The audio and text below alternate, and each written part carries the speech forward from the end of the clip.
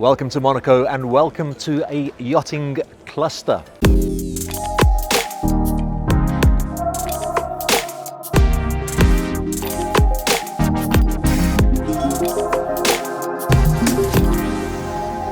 What is a yacht cluster, I hear you say? Well, it's an event that's rather similar to a boat show, but rather less expensive, rather less complicated, and rather less big.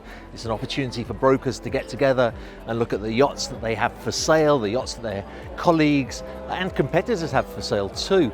At the same time that the yachts are on display at the Monaco Yacht Club here, there's events, people are giving speeches about what's happening in the industry, about digital marketing, all various aspects, and then they put on a lunch for the brokers and the attendees over there.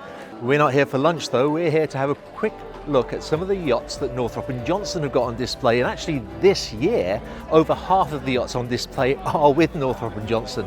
Now every one of these boats that we have I've already done a full walkthrough video of, but nonetheless we'll just take a quick look on board just to give you a taste of what each one's about. We start with the Pershing 70 Q80.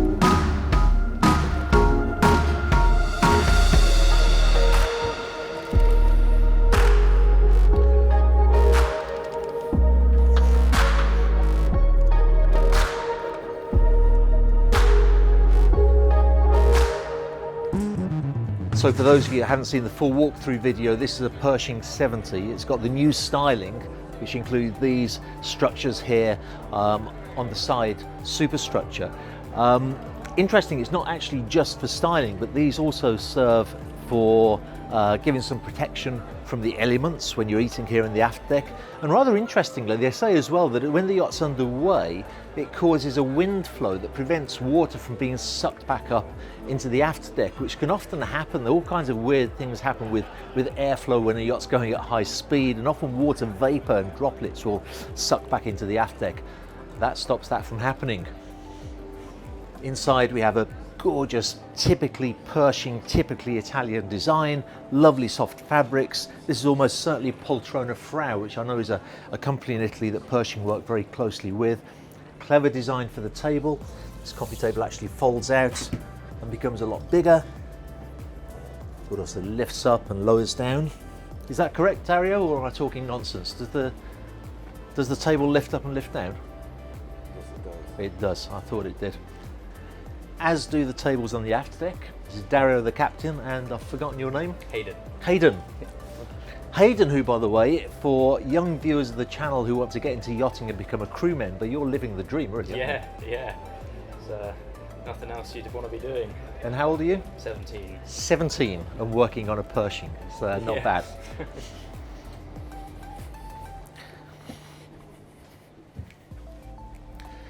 Below deck we have a really nice configuration where the galley is off to one side, protected by this glass screen. Really nice appliances, Bosch. The sink here is hidden away with this lovely granite worktop. Forward we have a VIP stateroom. That's quite normal actually on this sort of size yacht. So we've got the VIP stateroom right into the bow.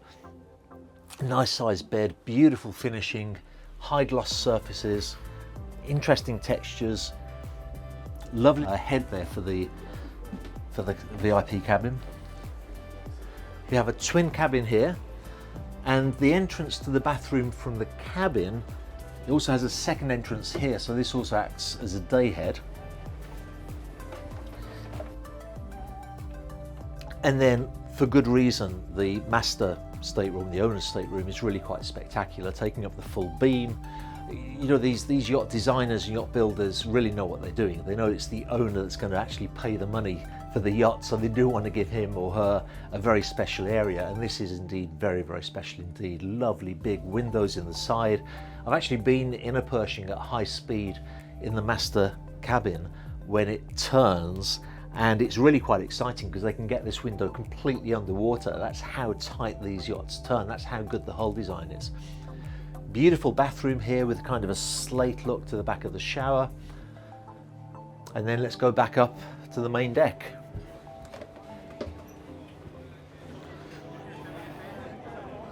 So I said we'd make it a quick tour on each one of the boats. I'm going to put a link to the full video of this on screen, or actually in the description below, because I think I can only put a certain limited amount of links on screen. So the description below will have the link to the full video. And we'll take a look at the next yacht.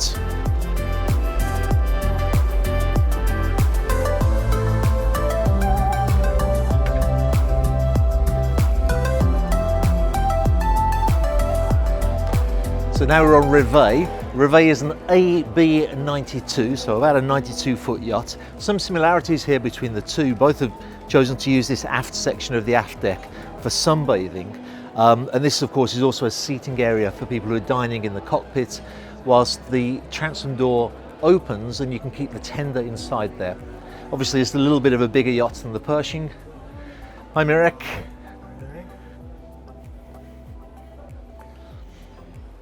And actually these cluster events are a great opportunity if you want to compare similar sorts of yachts, because here we have two Italian built sports yachts built for performance, built for great styling, but already you get a sense of being on a much bigger yacht with the AB92. Again, beautiful finishing, beautiful Italian fabrics, lovely use of wood here. I think that's bamboo, a bamboo finish. Storage off to that side and access to the cabins on this side.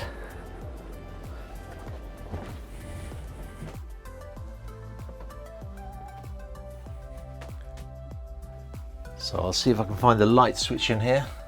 There you go. Thanks, Slava. So again, VIP stateroom forward. Here you get a little bit less of a feeling that you're right up in the bow of the yacht. They managed to use the extra beam that they have on this yacht to create a far more open space. Again, you've got this lovely bamboo wood. Again, you've got a really nice bathroom there with a good sized shower too. I seem to remember from filming the full walkthrough video of this yacht, I was particularly impressed with the sizes of all the showers on board, given the type of yacht that it is. Here we have a twin stateroom. And the interesting thing with the twin stateroom is that we have this here, which is actually a Pullman bunk. This folds down, and if you do need that extra space for maybe if you have children, they have a friend with them, you've got that option to be able to use. Moving on, we have the day head through here, and once again they have the same idea where that doubles up as a day head and also as the main head for this this second twin. And once again, we have the full beam owner's stateroom located aft, which is certainly the best place for it to be located because you do have so much more space here. These manufacturers put a lot of thought into soundproofing these areas, because on the other side of that bulkhead is the engine room, of course the most noisy part of the yacht. But to help with the soundproofing, they position the bathroom here, so you've got a fair amount of space between the engine room, which is the source of the noise, and the owner's stateroom, which of course is where the owner will want to be sleeping. Again, lovely sized shower in here, and a very large television set as well. Thanks, Mirek. Okay. All good, thanks. Looking fantastic. Actually, we can take a quick look on the sun deck. Actually, it's good that we came up to the sun deck. I'd usually call this a fly bridge, but technically you do have to have a helm station for it to be a fly bridge, otherwise it's not a bridge at all. But when you come up here, even though it's a fairly simple and straightforward area, you get a sense of why people like to have this space, because the view is absolutely amazing. You can see the whole of the port.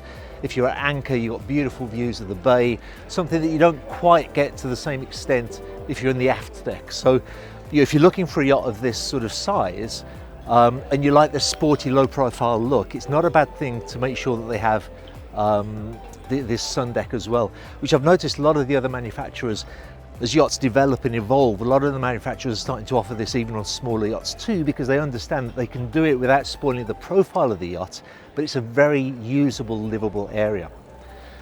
Let's take a look at the next yacht.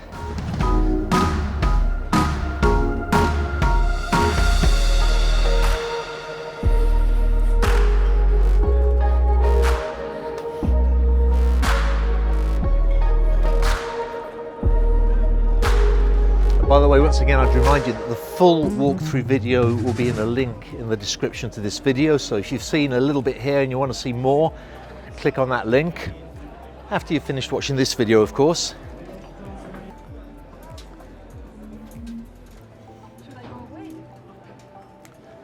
I have to quickly introduce you to Rosa. Thank you. Rosa is a new addition to the team, but is the goddess of Northrop and Johnson in the Med, I think. What's your official title, Rosa?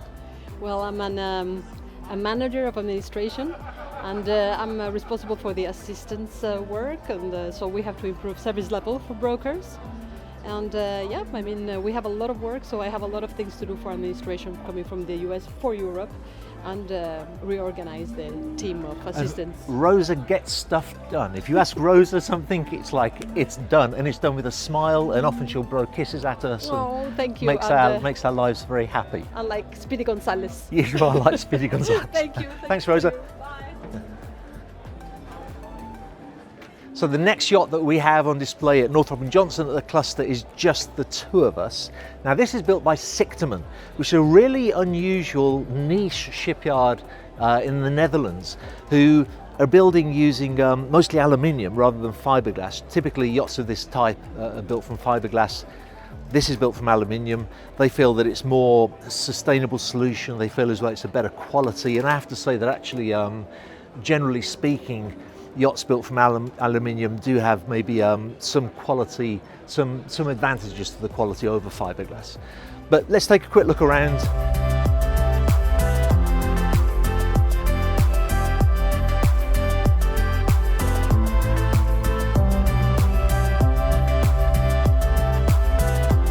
Nice big swim platform there, as you could see, and the cutout in the swim platform is actually, I think they call it a transformer. It's a huge platform that goes up, and you can use it as a diving board, or you can put it all the way down to the sea, which makes a really nice comfortable walkway into the sea.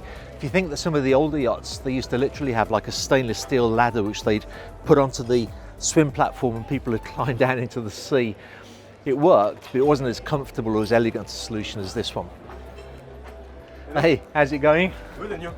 All good, all good. We're doing a very, very quick walkthrough. Nice little aft deck area, comfy seating. Really nice design for the steps going up with this big manly stainless steel. And I've always liked the interior design of this yacht very much because the wood's quite dark, but it's offset with the lightness of the ceiling, the lightness of the fabrics. It just feels very homely when you get inside here. Of course, we have the inside helm station, which I remember again in the walkthrough video that we did was particularly interesting for the point of view of the controls that you can see here, the control screens.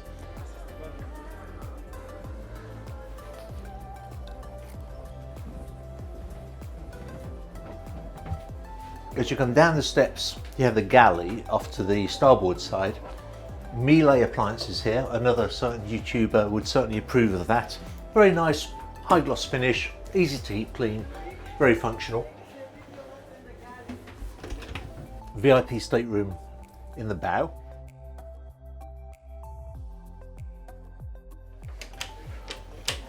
This serves as the head for that stateroom. And this, if I remember correctly, was a room with another cabin in it. So there's two bunks in there, and they're also using it as a little office area with a printer set up there right now. And then of course, the master stateroom. Very elegant.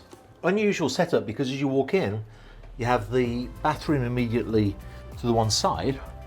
And what they've done here is they've really used the full depth of the yacht to be able to carve out the biggest space possible for the owner's stateroom.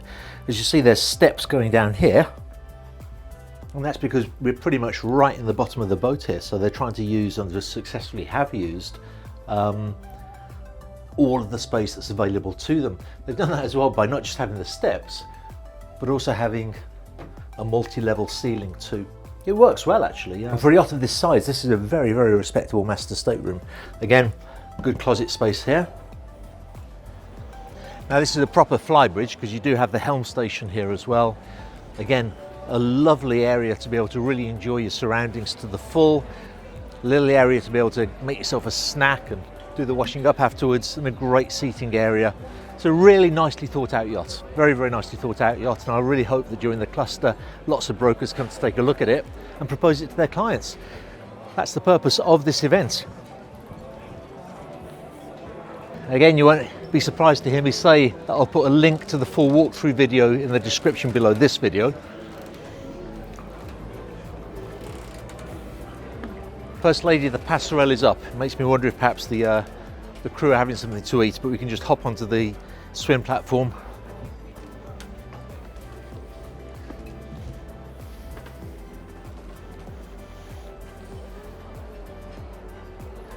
You have to remember that these events are really to show a variety of different yachts at a variety of different prices. This is a slightly older Pershing, but still an absolutely beautiful yacht. I remember when I filmed this, I remember sitting right there. I'm almost talking myself into getting a bank loan here and saying how much I would love to own a yacht like this, because basically you've still got everything that the modern Pershings have. You still have the transom garage where you can put a little tender in. You still have the sunbathing. You have a lovely seating area here. You have this window which slides up and down so that you can feel like you're outside even when you're in, or you can completely conceal it to benefit from the air conditioning in here.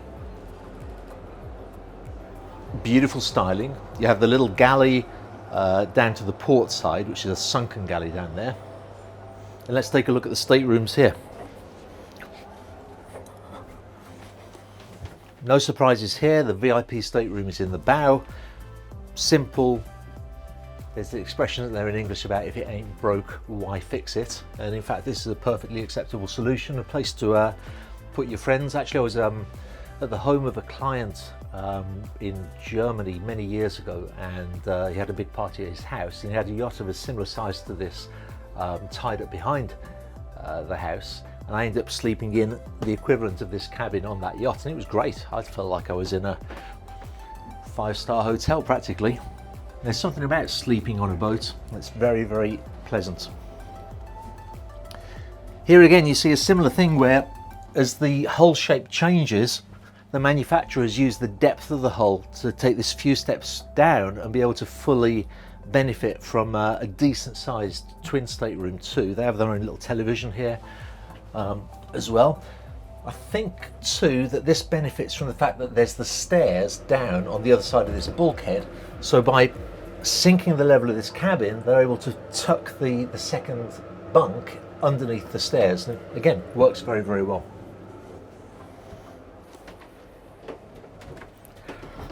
But let's face it, we don't dream of being in the twin cabins, we dream of being an owner, and I know that some of you watching this are owners too, and so this is the owner's stateroom. I remember Pershing were one of the first manufacturers to think of putting this chaise longue underneath the big windows, and it is one of those things that makes you dream. You dream of just sitting there reading a book, enjoying the sunlight in through the window, enjoying the water outside. It's been a great idea, and now many manufacturers do exactly that. So again, full beam stateroom for the owner with his own ensuite bathroom through there, which is very tastefully done.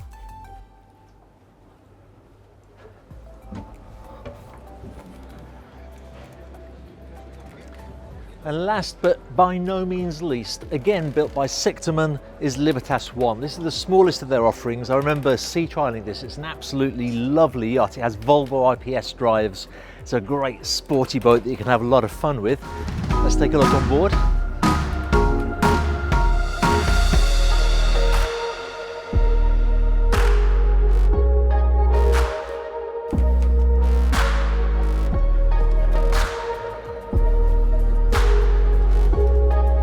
Again, a great use of space. We've got the sunbathing area here aft, a little seating area here, where particularly here you can enjoy some snacks, as I have done from time to time. This is Lucy, who works in our Monaco office. Hi. And who features in some of the Northrop & Johnson videos actually, quite often. Hi. Nice to meet you. Yeah, you too. Helm station here. I remember when we sea trialed this, and I'll put a link to the video in the description below. This is a great position to drive the yacht from. Excellent visibility. All of this can come down, of course, really quite easily. And it is just built to have a lot of fun with. Those IPS drives give great maneuverability, very, very quiet, hardly any vibration at all, if any. And of course, great fuel economy too.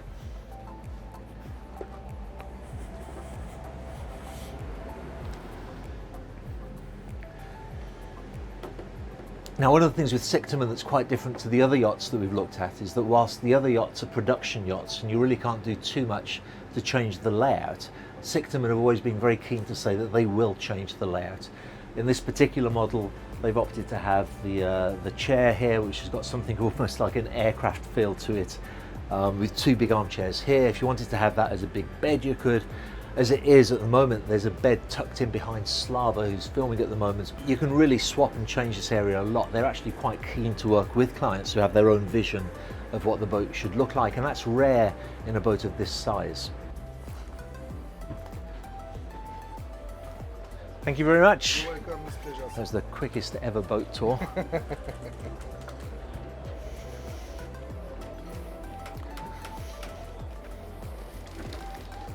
So that's it. I had such favourable feedback from the videos that I'd done from the Monaco show and the Cannes Yacht show that when this cluster event was organised, I did think that a lot of viewers would enjoy just getting the flavour of what it's all about. I hope I've been able to do that. As I mentioned earlier, every one of those yachts we already have a full walkthrough video of. Every one of those yachts I'll put a link to in the description below. Take a look at them in more detail, enjoy, and don't forget that if you enjoyed this, don't smash the like button, just give it a little tap.